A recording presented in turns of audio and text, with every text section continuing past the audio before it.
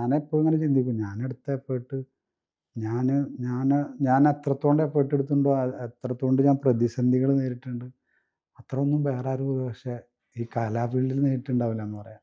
ഉം. അങ്ങനെയൊക്കെ വന്ന കാരണം ഒരു പാട്ട് കേൾക്കാൻ ബുദ്ധിമുട്ടിയിട്ടുണ്ട്. പോലും ഇല്ലാത്ത സാഹചര്യത്തിൽ നിന്നല്ലേ വന്നത്. സത്യം. ഇപ്പളും പാട്ട് പഠിച്ചിട്ടില്ല പിന്നെ? ഇല്ല.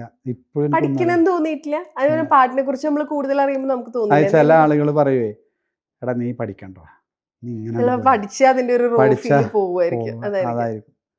പഠിച്ചിട്ടല്ലല്ലോ ഇപ്പോൾ ഞാൻ സംഭവം ശിക്കാരി ശംഭു ആയതാണെങ്കിൽ കൂടി നമ്മളിപ്പോൾ സുലൈഖ മനസ്സിൽ ആ ബിഗ് സ്ക്രീനിൽ ഇങ്ങനെ മ്യൂസിക് ലിറിക്സിൻ്റെ ഭാഗത്ത് എൻ്റെ പേര് എഴുതി കാണിച്ചില്ലേ, അതൊരു പക്ഷെ പഠിച്ചിരുന്നെങ്കിൽ അങ്ങനെ സംഭവിക്കില്ലായിരുന്നു.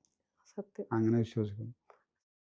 അല്ല ഞാൻ ചോദിക്കട്ടെ, ഇപ്പൊ അന്ന് ഈ പാട്ടുകൾ എഴുതുന്ന സമയത്തെ ഈ ഞാൻ കിട്ടിയ പെണ്ണിന് ഇത്തിരി ചന്തം കുറവാണെന്നൊക്കെ പറയുമ്പോ ഇപ്പൊ ഇന്ന് പറയുമ്പോ നമ്മളിപ്പോ അങ്ങനെ കുറെ പാട്ടുകൾ ഇറങ്ങുന്നുണ്ട്. പക്ഷെ അന്ന് ഇറങ്ങുമ്പോ ഭാര്യ എന്താ പറഞ്ഞ ആക്ച്വലി അല്ല, ഭാര്യക്ക് അത് ആ സമയത്ത് ഫീൽ ചെയ്തിരുന്നു.